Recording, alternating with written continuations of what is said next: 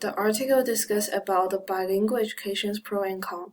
Bilingual education is to allow children of minorities to learn in their native language in addition to English. One person said bilingual education reduced the chance for them to learn English.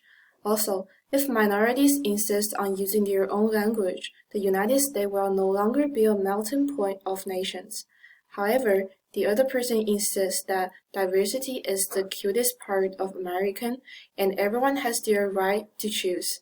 So he supports learning foreign language, but it is more important to learn the mother tongue first. 我非常赞成双语教育，因为现在是一个多元化的一个时代，也就是说多掌握一门语言相当于多了一种思维方式。双语的教育能够让小孩说是不局限于用一种语言和思维进行交流。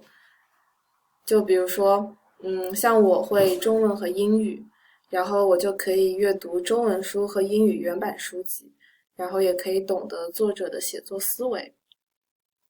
同时呢，就是因为会多个语言嘛，这样子的话也会有助于我和不同文化背景的人打交道，这样我就可以结交不同类型的朋友，无论是对于我的生活还是学业，又或者是以后未来的发展都是非常有用的。